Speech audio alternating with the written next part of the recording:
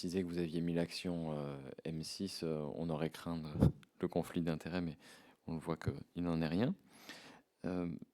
Une première question concernant vos dessins, ou plutôt vos anciens projets. Nous avons auditionné ici le rapporteur et le président de la commission d'enquête sénatoriale sur la concentration des médias, donc messieurs Lafont et Assouline, qui nous suggérait qu'il y avait un risque grave, selon eux, pour la démocratie, le pluralisme, à voir le propriétaire des tuyaux être aussi le propriétaire du programme qui va être diffusé. Vous tombez spécifiquement sous le coup de ce genre de critique. Quelles observations, quelles garanties vous pourriez éventuellement donner si vous aviez un projet dans ce sens pour ne pas tomber sous le coup de leurs critiques?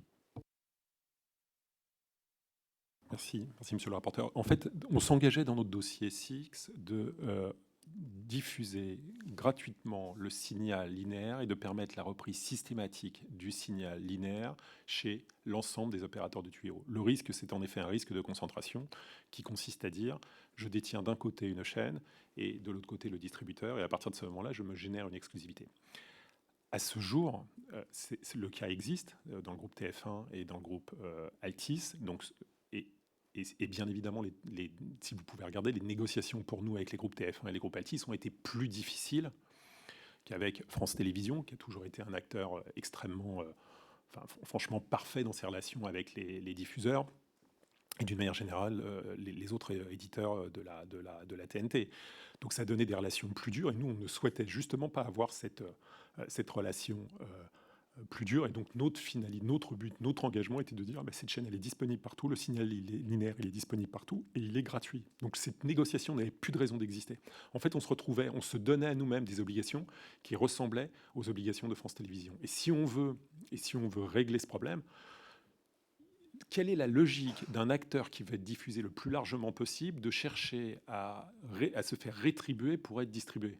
Aujourd'hui, au travers de la TNT, il paye des antennes, il paye TDF pour être diffusé, mais quand il vient voir un diffuseur massif comme nous, il va demander de l'argent.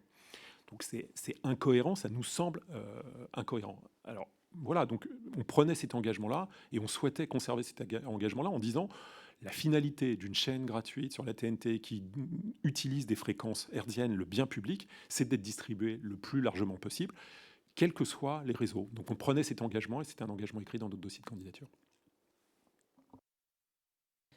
Merci. Vous êtes prononcé et vous avez agi dans la justice contre le projet de fusion de TF1 et M6. Les personnes qu'on a auditionnées, les différents groupes qu'on a auditionnés sont